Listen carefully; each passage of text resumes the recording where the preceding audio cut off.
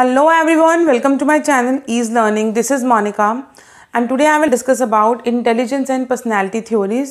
इसको डिस्कस करेंगे, ठीक है। इंटेलिजेंस और पर्सनैलिटी थ्योरीज के कुछ questions, important previous year questions, recent जो आपके क्वेश्चंस आए हैं उनको डिस्कस करेंगे। एग्ज़ाम आपका कभी भी अनाउंस हो सकता है डेट, तो अब हम सिर्फ प्रीवियस ईयर क्वेश्चंस पे ज़्यादा फोकस करते हैं। मैराथन सेशंस चल रहे हैं यूनिट वाइज, आई होप आपको अच्छे लग रहे हैं। अब इसमें कुछ इंपॉर्टेंट क्वेश्चंस को डिस्कस करते हैं, ठीक है। सबसे पहले देखिए, according to Gardner what is interpersonal intelligence, ठीक है। इंटरपर्सनल मैंने आपको कम्युनिकेशन में भी टर्म समझाई थी। इंटर मीन्स टू पर्सन, ठीक है, आप बात कर रहे हैं दूसरे के साथ। Intra with in your self, intra अपने आप से ही, ठीक है, कम्युनिकेट कर रहे हो आप। सेम चीज़ नहीं भी पता कि गार्डनर ने क्या कहा है तो टर्म का मीनिंग आपको क्लियर है। According to Gardner what is interpersonal intelligence, verbal or linguistic skills such as listening, speaking, writing, understanding the self that is intra, अपने आप की बात हो गई। understanding other people, ठीक है, inter जब आप दूसरों से बात कर रहे हैं, तो C is your right answer। environment awareness of the natural world, ये भी इससे कंसर्न नहीं है, तो C, option C is your right answer। मैंने आपको हमेशा बताया कि नाम से समझिए चीज़ों को, नहीं भी समझ आ रहा तो उसको डिवाइड करके उसका नेमिंग का मीनिंग क्लियर कीजिए, ये क्या मतलब हो सकता है, ठीक है। Next question, Sternberg triarchic theory of intelligence include practical, dash and creative. Just अभी मैराथन सेशन में मैंने आपको बताया कि स्टर्नबर्ग की triarchic, tri means three elements, तो उस जो थ्योरी थी इंटेलिजेंस में उसने practical, analytical and creative aspect की बात की, कि फर्स्ट प्रैक्टिकल देन एनालाइज करते हैं, एनालिटिकल थिंकिंग की बात हो रही है, इंटेलिजेंस की बात हो रही है, and creative. Option C is your right answer. The Stanford Binet Intelligence Test was originally created for, देखिए जो बिने इंटेलिजेंस टेस्ट है, बिने जो थे अल्फ्रेड बिने, वो फ्रांस से ही बिलोंग करते थे और उन्होंने कुछ बच्चों पे ये टेस्ट किया था। ऑल्दो मैंने इंटेलिजेंस की थ्योरी क्लास अभी आप लोगों की नहीं ली है, चैनल पे अवेलेबल नहीं है, बट मैराथन सेशन में मैंने थ्योरीज डिस्कस की हैं आपसे। जल्दी मैं आपसे लर्निंग थ्योरीज और यूनिट 3 कि जितने भी इंपॉर्टेंट एलिमेंट्स हैं सभी को डिस्कस करूँगी। अदरवाइज़ हमारा सिलेबस ऑलमोस्ट कंप्लीट है सारी यूनिट्स का। तो स्टैनफोर्ड बिनेट इंटेलिजेंस टेस्ट जो था वो ओरिजिनली किया गया था चिल्ड्रन इन फ्रांस, क्योंकि वो फ्रांस से बिलोंग करते थे और उन्होंने कुछ बच्चों पे, वो चिल्ड्रन थे, उन पर वो टेस्ट किया, तो सी आपका राइट आंसर होगा। The two factor theory of intelligence states intelligence is measured by which two factors. देखिए टू फैक्टर मैंने आपको बताई थी, unifactor, then two factor, then multi factor, grouping factor, ये सब डिस्कस किया था। तो टू फैक्टर दैट मीन्स दो फैक्टर्स होंगे, G that is general intelligence and specific S, G and S, these two terms are included, G and S.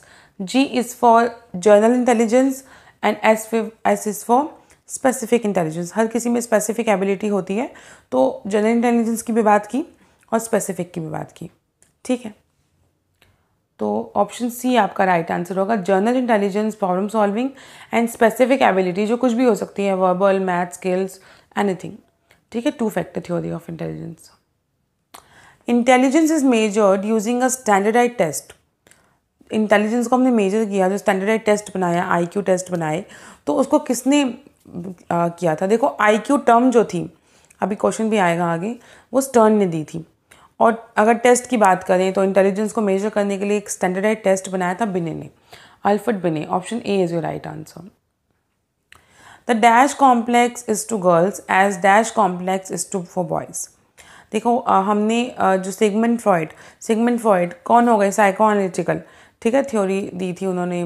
तो Sigmund Freud ने 3 stages बताई थी, इद, ईगो, सुपर ईगो, इद या इड कहते हैं, तो एक बार बता देते हैं आपको, इड, ईगो और सुपर ईगो।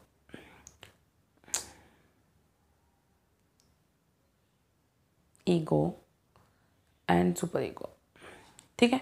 अब देखो ईगो जो है, इड, ये आपकी बात करता है डिज़ायर्स की, कि प्लेजर वर्ड दिखेगा आपको कि प्लेजर चाहिए, जैसे भी चाहिए, कभी फूड के लिए, कभी किस चीज़ के लिए, तो जो भी डिज़ायर है उसको पूरा करना है। ईगो बात करता है रियलिटी की, ठीक है, बीच में आपका रहेगा, दोनों के मिड में। सुपर ईगो जो है मॉरलिटी की बात करता है, कि मॉरल वैल्यूज़ क्या है, एक्चुअली में क्या करना चाहिए की बात करेगा। तो ये एक एस्पेक्ट दिया था सिगमंड फ्रॉइड ने।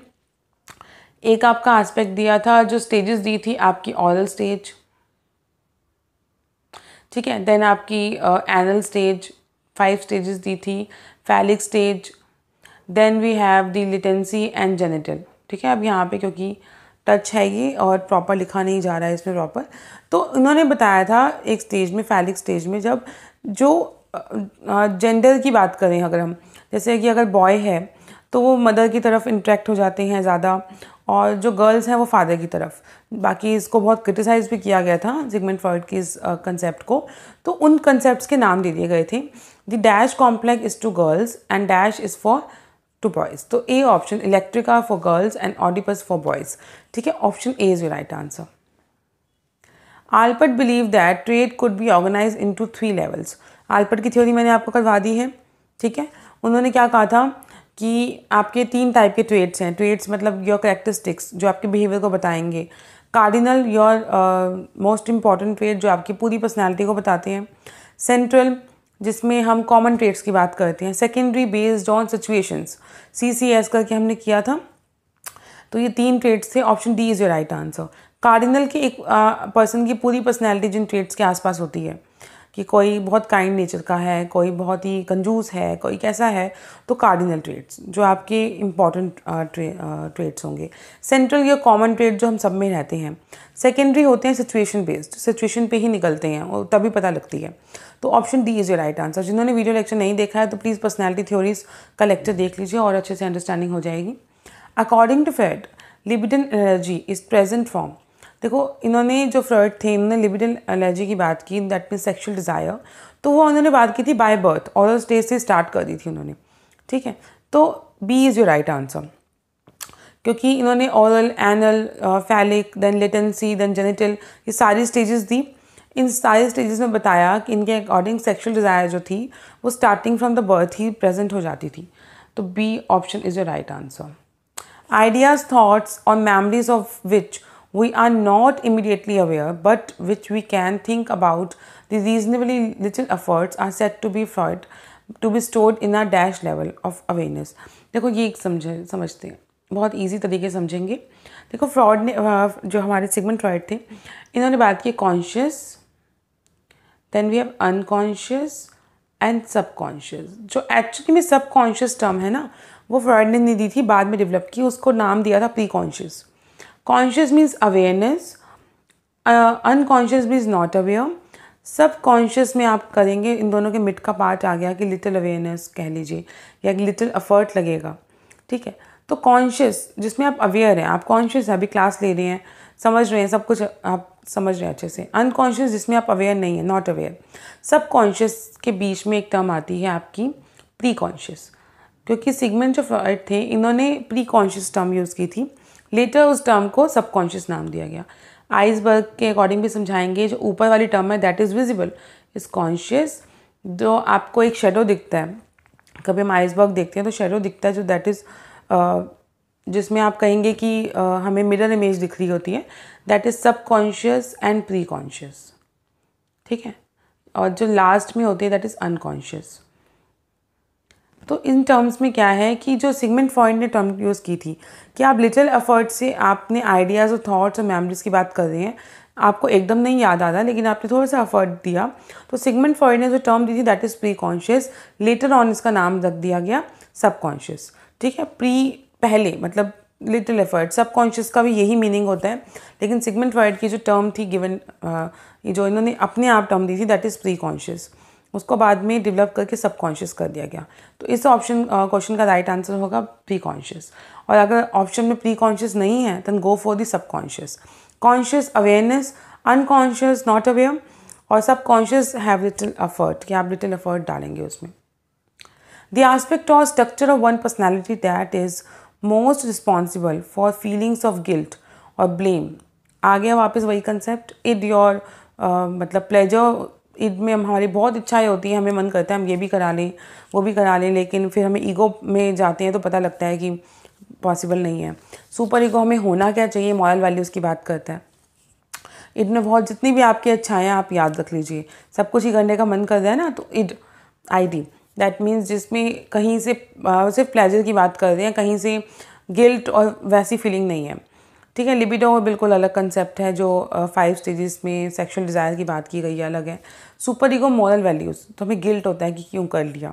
कई बार मान लो आप डाइट पे और आपने जस्ट जंक ले लिया, तो आपको लगता है क्यों खा लिया, उस वक्त तो कंट्रोल नहीं हुआ था, बाद में लगता है क्यों खा लिया। सेम कुछ भी आपका करने का मन कर रहा है, बाद में रियलाइज़ होता है कि क्यों कर लिया। तो गिल्ट आ गया, फीलिंग्स गिल्ट की आ गई, तो सुपर ईगो। ठीक है, ईगो तो रियलिटी बताता है हमें। तो C is your right answer. देखो, Iram did not take the time to study for his test in psychology and as a result failed it badly. Iram blames the instructor for asking so many picky questions and blamed the author for the text for writing such a poor and useless book. It sounds like Iram is engaging what? Defense mechanism. Defence mechanism की बात होती है। हम कभी ना कभी अपनी life में सभी लोग अपने आप को डिफेंड करते हैं सिचुएशन के अकॉर्डिंग, कि डिफेंस मैकेनिज्म जिसमें हम अपने आप को डिफेंड करने की कोशिश करते हैं। तो उसके बहुत सारे नाम दे दिए, डिप्रेशन, रिग्रेशन, प्रोजेक्शन, रैशनलाइजेशन। जब हम लॉजिक दे रहे हैं कि भाई आपकी बुक्स अच्छी नहीं थी, आपने अच्छा टीच नहीं किया, इसलिए हमारे मार्क्स नहीं आए, when we go for the logic, और एग्जाम्पल भी इसका यही बनता है, जब भी हम रैशनलाइजेशन एक्सप्लेन करते हैं तो हम यही बोलते हैं कि बच्चे जैसे टीचर पर डाल देते हैं या बुक्स पर डाल देते हैं कि बुक्स अच्छी नहीं थी, टीचर ने अच्छा टीच नहीं किया, इसलिए मार्क्स नहीं आए। उन्होंने अपनी तरफ से एक लॉजिक दे दिया कि ये लॉजिक था। तो दैट इज़ रैशनलाइजेशन, जिसमें हम रैशनल होने की बात करते हैं, लॉजिक दे देते हैं, जो ऑब्वियसली गलत ही होता है, लेकिन हमने लॉजिक दे दिया इसलिए हमारे मार्क्स नहीं आए, क्योंकि टीचर ने अच्छा टीच नहीं किया या बुक्स अच्छी नहीं थी। ठीक है, तो रैशनलाइजेशन, ठीक है, ये हो जाएगा। If we hear someone talking about dispositional traits and situational traits, अगर हम कुछ टाइप्स ऑफ ट्रेट्स की बात करें, डिस्पोजिशनल एंड सिचुएशनल, तो हम क्या करेंगे? नेचर एंड नर्चर की बात करेंगे। ग्रोथ एंड डेवलपमेंट में आ रहे हैं दो aspect, internal and external forces. Situation कहाँ होती है? बाहर होती है ना, एक्सटर्नल फोर्सेस। और डिस्पोजिशनल ट्रेट्स इंटरनल, हम अपने आप से, जब हमारे पर्सनल ट्रेट्स होती हैं। तो C option is your right answer. Created the IQ test, भाई IQ टेस्ट बनाने वाले थे अल्फ्रेड बिने, टर्म दी थी स्टर्न ने, IQ टर्म जो थी वो दी थी स्टर्न ने, टेस्ट किया था बिने ने। ठीक है, the ability to perceive, express, understand and regulate emotions, keyword आ गया, इमोशंस। इमोशंस को परसीव करना, एक्सप्रेस करना, अंडरस्टैंड करना, क्या कहलाएगा? Emotional intelligence, given by Daniel Goldman. ठीक है, थॉट पेन है थोड़ा सा, हो सकता है आवाज़ आपको ठीक से ना आए, तो किसने दिया था? डेनियल गोल्डमैन ने। Clear? Emotional intelligence includes the ability to perceive emotions, facilitate thought, understand and manage emotions in others. सिर्फ अदर्स की बात करते हो क्या? इसमें कैंसिल कर दो। Perceive emotion, facilitate thought, understand and manage emotions in ourselves and others. This is your right answer. Emotional intelligence, जिसमें हम लोगों के साथ भी डील करते हैं, दूसरों के इमोशन को भी समझते हैं और अपने इमोशंस पे भी कंट्रोल रखते हैं। तो option B is your right answer. फिर बाकी देख लेते हैं एक बार।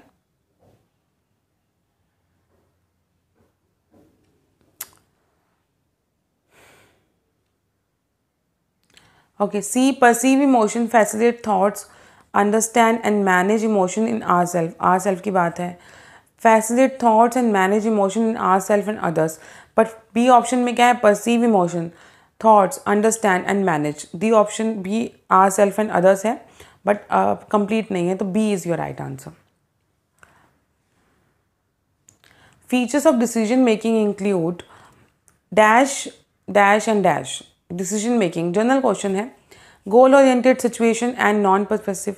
गोल ओरिएंटेड सिचुएशन बिल्कुल ठीक है। Bias, goal oriented, continuous process. भाई डिसीजन मेकिंग बायस होना चाहिए? बिल्कुल नहीं, नेवर बायस।